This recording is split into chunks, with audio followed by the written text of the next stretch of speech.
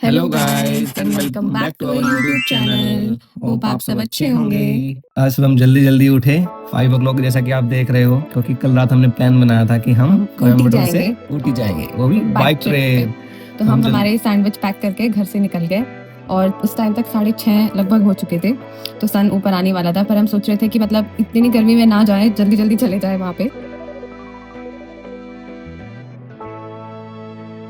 हम फिर रास्ते में रुके क्योंकि हम इस बात पे डिबेट कर रहे थे कि ये नीम के पेड़ है या फिर पता नहीं किस चीज के। ये मेरे को तो लगता है कि ड्रग्स के पेड़ है। फिर इन्होंने गूगल सर्च किया और हमें पता चला कि ये कड़ी पत्ता, जो कि साउथ में आपको हर डिश में मिलेगा, हर डिश में कुछ भी बन रहा हो उसमें कड़ी पत्ता जरूर मिलेगा।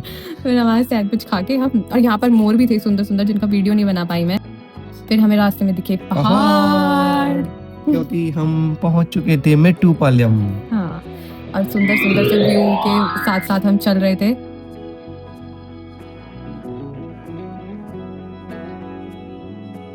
यहाँ से अब पहाड़ स्टार्ट होने वाले थे, धीरे धीरे हम उस रेंज में, नीलगिरी रेंज में घुस चुके। ये कमाल की बात है कि ये बिल्कुल प्लास्टिक फ्री जोन था।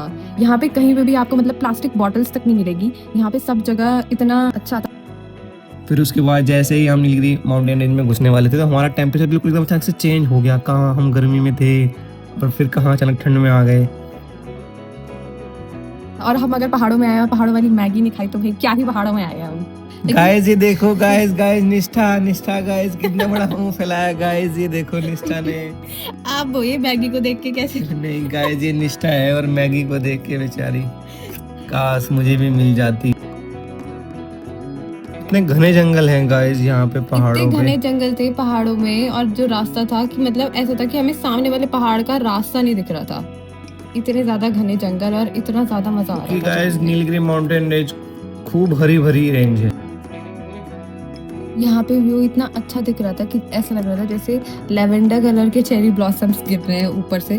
तो हम यहाँ रुके रास्ते में और हमने देखा कि यहाँ साइड में पार्क है। हम पार्क की तरफ चल लिए।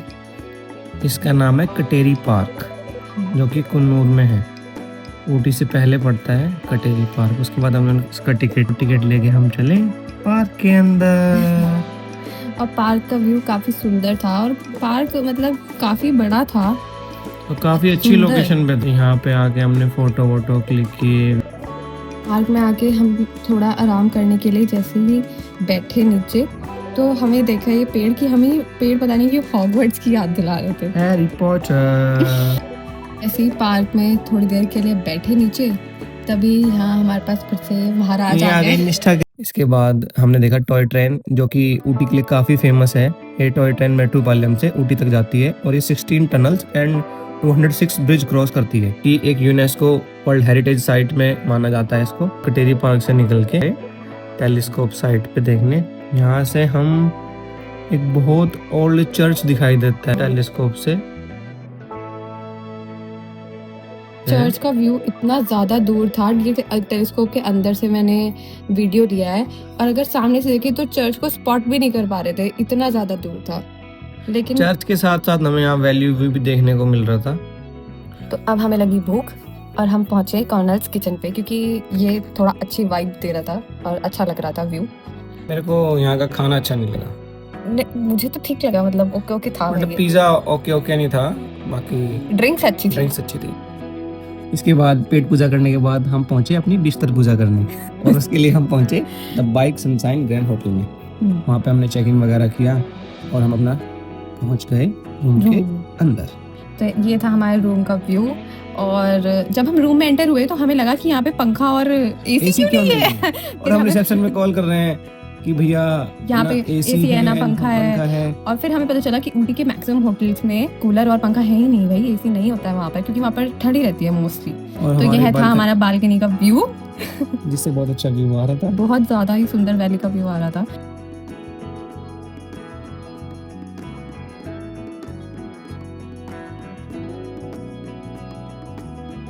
और रेस्ट करने के बाद हम फिर निकल गए शाम को अपने घूमने के लिए। ये हम लोग चाय पी के और फिर हम पहुंचे गवर्नमेंट रोज गार्डन पे, जिसका एरियल व्यू कुछ ऐसा था।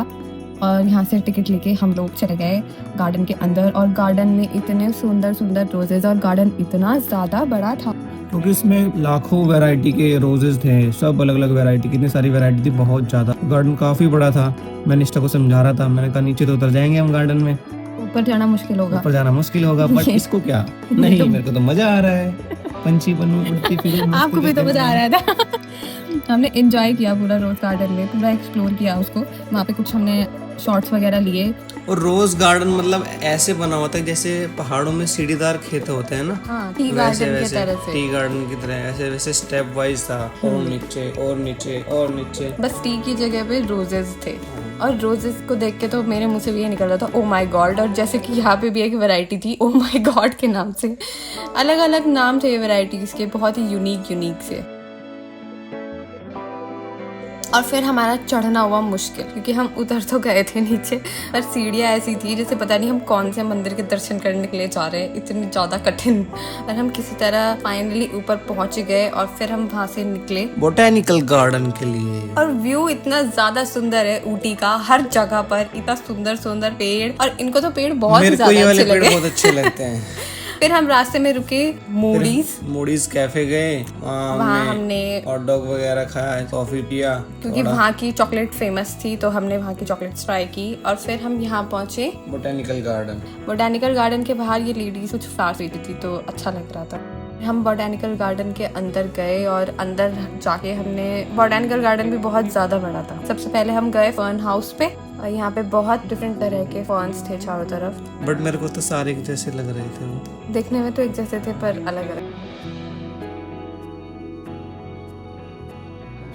और ग्लास हाउस था अंडर मेंटेनेंस, इसलिए ग्लास हाउस के अंदर जाना अलाउड नहीं था, तो मैंने बाहर से ही छोटी सी क्लिप ली। पर इसके अंदर के फ्लावर्स बाहर से भी मतलब दिख रहे थे, तो सुंदर लग रहे थे।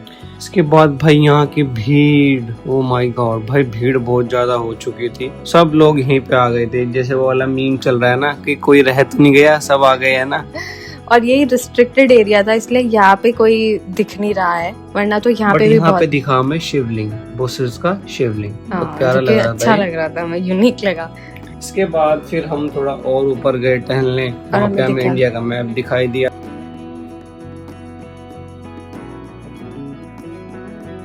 और फिर ये देखा हमने फॉसिल ट्री ट्रंक, जो कि लगभग 20,000 साल पुराना ट्रंक है। इसके बाद आपका स्वागत हुआ इटालियन गार्डन। इसके लिए मैं थोड़ी चढ़ाई करनी पड़ेगी, जिसके लिए निष्ठा चाहती थी कि हम ऊपर जाएं, बट मैंने कहा चलो अच्छा है ये इटालियन गार्डन। पर इटालियन गार्डन सच में सुंदर था, ऐसा स्टेप वाइज सा था, और काफी सुंदर सुंदर उसमें फ्लावर्स थे, और काफी अच्छा मेंटेनेंस किया हुआ था।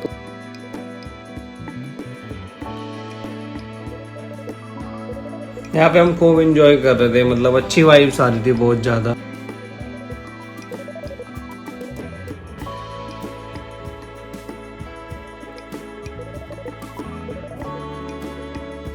फिर हमें ये तोप दिखाई दिया, और ये ऐसा लग रहा था जैसे रोम या जूलियट वाइब दे रहा है पूरा।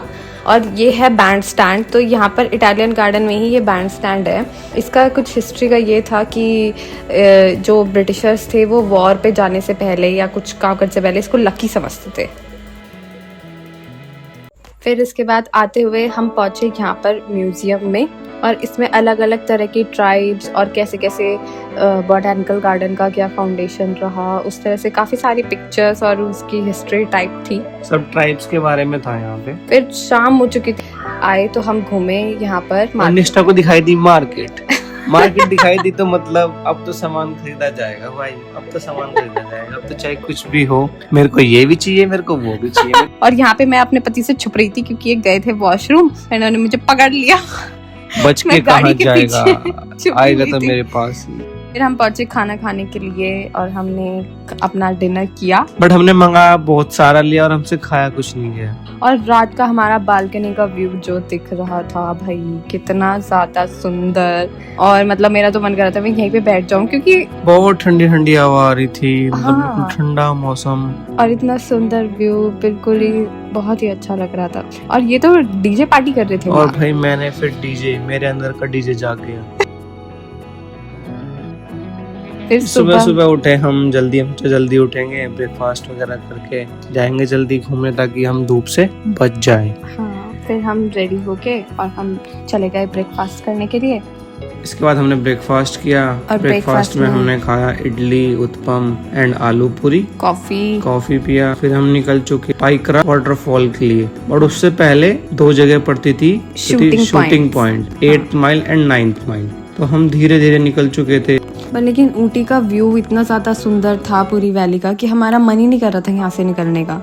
और चारों ही तरफ ऐसे चाय के बागान पूरे, और इतना ज़्यादा सुंदर लग रहा था। बट फिर मैंने इसको समझाया कि अभी तो देखते जाओ, इससे आगे तो और सुंदर जगह जाएंगी। फिर हम गए डोडा बेटा पीक पे, और ये उसका डोडा बेटा रास्ता, वाह यार क्या मस्त रास्ता था भाई इसका, बहुत अच्छा रास्ता, बिल्कुल ठंडा ठंडा, बहुत अच्छा लग रहा था जाते हुए। सुंदर सुंदर व्यू, इतने सुंदर पेड़ जो कि इनके फेवरेट पेड़ बन चुके थे इस टाइम पे। यस। और हम पहुंचे यहाँ डोडा बेटा पीक पे, लेकिन यहाँ पर इतनी ज्यादा भीड़ थी कि हमारे पास पार्क करने के लिए भी जगह नहीं थी। इतना काफी भीड़ थी क्योंकि संडे था उस दिन। हाँ, तो काफी लोग आए हुए थे, सब लोग अपनी फैमिली के साथ एंजॉय करने आए हुए थे। फिर हम थोड़ा घूमे, फोटो वोटो लिए हमने, और अंदर जाके पीक का व्यू इतना ज्यादा अच्छा आ रहा था, पूरी वैली दिख रही थी यहाँ से चारों ही तरफ। मतलब ऐसा लग रहा था कि हम यहाँ हाईएस्ट पॉइंट पे ना हो यार साउथ के।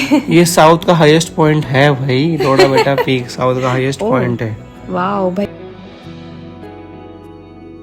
ये हमने किसी और से फोटो खिंचवाई बड़ी मुश्किल से कि कोई खींच दे, फिर ये इन्होंने मेरी क्लिप ली एक छोटी सी।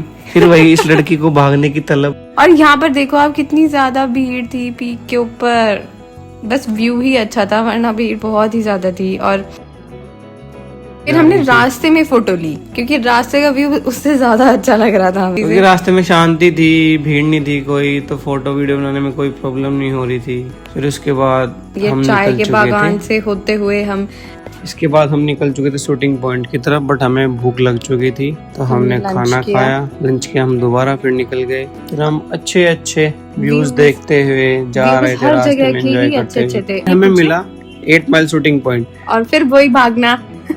बट हम इसमें जहाँ बाकी लोग जा रहे थे, हम उसके अपोजिट गए। और हमने ये बहुत ही अच्छा, पहले हमें डर लग रहा था कि हम यहाँ अकेले हैं, लेकिन इतना ज्यादा अच्छा व्यू हमें मिला कि मेरे को लगता है कि जहाँ लोग टिकट ले रहे थे जिस 8 माइल के लिए, ये उससे भी अच्छा व्यू होगा, क्योंकि यहाँ पे कोई नहीं था, बिल्कुल शांत, मुश्किल से कोई आपको भूला भटका परिंदा दिखता। और ये था 9th माइल शूटिंग पॉइंट। ये 9th माइल काफी सुंदर भी लग रहा था, मेरे को लगता है यहाँ पे साउथ की मूवीज का होता होगा, शूटिंग होती होगी, पर वो काफी ऊपर था, तो इस वजह से हम गए नहीं, क्योंकि हमें जाना था पाइकरा वाटरफॉल। और ये हमें बीच में दिखी डैम, पाइकरा डैम, तो इसका मैंने थोड़ा सा वीडियो लिया क्योंकि पानी अच्छा लग रहा था। इसके बाद पहुंचे हम पाइकरा वाटरफॉल्स, जो कि था बंद। और वो इसलिए बंद था क्योंकि फॉरेस्ट फायर लगी हुई थी। और तब हमें ध्यान आया कि ओ अच्छा, जब हम वहाँ 8th माइल पे शूटिंग कर रहे थे तो वहाँ पे पीछे से फॉरेस्ट फायर की धुआं आ रहा था, और हम सोच रहे थे क्या हो रहा है।